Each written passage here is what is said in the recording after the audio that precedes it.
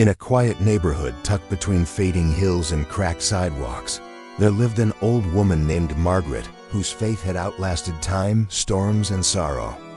Her hair was a crown of silver, her eyes soft but clear, her steps slow yet certain. Her house was small, with chipped white paint, an old wooden fence, and a front garden that bloomed defiantly every season, as if the flowers themselves shared her stubborn hope. The neighbors saw her as just another elderly widow, kind but fragile, moving gently through her days like a whisper no one noticed, but heaven knew her name. Every evening when the sun sank low and the lights of the street began to flicker, Margaret would pull her shawl tight around her thin shoulders, light a small candle by the window, and kneel beside her worn chair. She would bow her head, clasp her trembling hands, and begin to pray not for herself, but for everyone who lived around her. She prayed for the lonely widower 2 doors down who sat each night staring at the empty chair beside him. She prayed for the single mother across the street who worked until midnight and worried her children might grow up bitter. She prayed for the young couple at the corner whose shouting could be heard through the thin walls of every nearby home. She prayed for the teenage boy next door who had begun sneaking out late at night, his eyes filled with confusion and pain he didn't understand. She even prayed for the abandoned house with broken shutters and overgrown weeds where no one had lived for years. Each prayer was a seed she planted in silence, trusting that one day something beautiful would grow. She never spoke about it. Her prayers were her secret, her gift to God, her way of pushing back the darkness that crept into her world. She had little money, no family, no strength to do great things, but she had faith, the kind that moved mountains in quiet ways. Every night she whispered names and stories into the still air, believing heaven was listening. And somehow, little by little, it was. The single mother found an envelope one morning tucked under her door containing enough money to pay rent and buy groceries. Along with a simple note, "God sees you." The woman cried alone in her kitchen, not knowing who had sent it, but feeling, for the first time in years, that she wasn't invisible. The teenage boy was caught stealing from a store, but instead of punishment, the store owner, a retired carpenter, offered him work. The boy began learning the trade, sanding wood, fixing chairs, and in the process, learning discipline and self-worth. Within months, he stopped running the streets and started repairing broken furniture for neighbors who couldn't afford new ones. The couple on the corner who once shouted through the night began sitting together on their porch, holding hands, quietly reading. They started attending church again, first out of guilt, then out of grace. And one spring morning, the abandoned house finally sold to a young family who filled it with laughter, light, and the smell of fresh-baked bread. Margaret never claimed credit. She smiled from her porch, waved to everyone passing by, and thanked God each night for what he was doing. Her body, though frail, still found strength to kneel. But as months passed, her heart grew weaker, her breath shorter. Pain filled her bones, yet she refused to stop. "If I can't walk the streets," she whispered one night, "I'll walk them in prayer."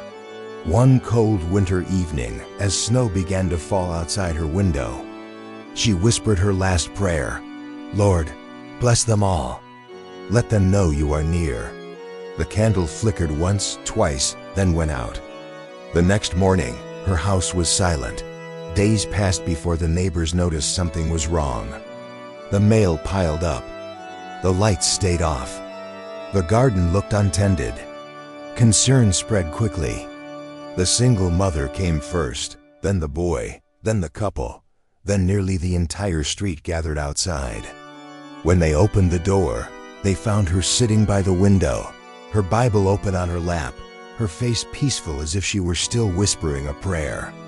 On the table lay a map of the neighborhood. Every home marked with names and small notes: hope, healing, forgiveness, new beginning. Every name had been prayed for. At her funeral, the small church overflowed. People who hadn't been inside a church in years stood shoulder to shoulder. The teenage boy carried her worn Bible to the altar. The couple brought flowers from their garden. The single mother sat in tears, holding her children close. The pastor spoke of faith that doesn't fade, of love that outlives breath. He told them Margaret had been praying for them all along. A silence filled the room, one of awe, of conviction, of gratitude too deep for words. After that day, the neighborhood began to change even more. Neighbors who once passed each other without a word now shared meals.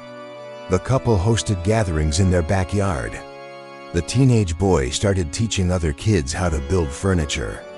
The single mother began volunteering at the church. A bench was placed in front of Margaret's house, carved with the words, "She prayed, and God moved." And on warm evenings when the wind rustled through the trees, people swore they could feel her presence, a warmth in the air, a whisper in their hearts. Months later, while repairing her house, the young man found a dusty box in the attic. Inside were hundreds of letters, each addressed to someone on the street, filled with kind words, scripture, and encouragement. None had been sent. She had written them as prayers, sealed them, and left them for heaven to deliver. The letters were shared, read aloud in gatherings, passed from hand to hand. They became the heartbeat of the street. People began writing their own letters, messages of kindness, forgiveness, gratitude, and leaving them for others to find. What had once been an ordinary, tired neighborhood turned into a community bound by unseen faith. The years rolled on. Children who grew up on that street learned her name before they could spell their own. They were told stories of the old woman who prayed for every home. Parents would point to the bench and say, "That's where love began." Strangers visited, drawn by the peace they felt walking through the block. Some sat on the bench to pray for their own families. Some cried. Some smiled. All left changed. The house itself became a small sanctuary.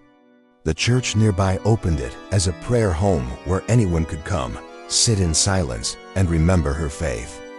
The light from her old window now shone each evening, a candle placed by neighbors in her honor. One evening, years after Margaret's passing, a young woman named Claire moved into the area. She had lost her job, her relationship, her sense of direction. She wandered the streets, feeling broken and unseen. One night she found the bench, sat down, and wept. Through her tears, she whispered a few words, her first prayer in years. "God, if you're real, show me." A breeze moved softly through the trees. A petal from a nearby flower drifted into her lap. She looked up at the glowing window of Margaret's old house and felt something deep inside shift, a quiet warmth, a flicker of hope. She returned every evening after that, sometimes with others, sometimes alone, always finding peace. She began to rebuild her life, inspired by the story of the woman who had prayed before her. Eventually, Claire started a neighborhood prayer circle, and once again, hearts began to heal. Faith is not always loud. It does not always come with miracles that shake the earth. Sometimes it is as small as a whisper in the night, a single candle in a window, a woman on her knees believing that love can still change the world. Margaret never sought recognition. She never told her story. She simply prayed because she loved. Her faith outlived her. Her prayers became the roots of a new beginning. Her house a living testimony that one person's quiet devotion can awaken the hearts of many. And so, dear friend, if you ever feel unseen, if you ever wonder whether your small acts of kindness or whispered prayers matter, remember Margaret. Remember that unseen faith moves mountains, that one person's light can pierce the darkest night. She never had wealth, but she had something greater, unshakable belief that God hears even the faintest voice. The street she left behind still breathes her faith. The people still carry her legacy. They are kinder now, gentler, more aware of one another's pain. That is what faith does, it ripples outward, unseen yet unstoppable. Welcome, dear friend. This is Faith Light Stories, where every story reminds us that God never leaves us. Please like, share, and subscribe. And as you leave this story tonight, remember her life. Be the prayer someone needs. Be the quiet light in your own neighborhood. You never know who is waiting for hope, who is saved because you chose to care. Let faith move through you the way it moved through her. Because when one heart turns toward heaven, an entire world begins to shine.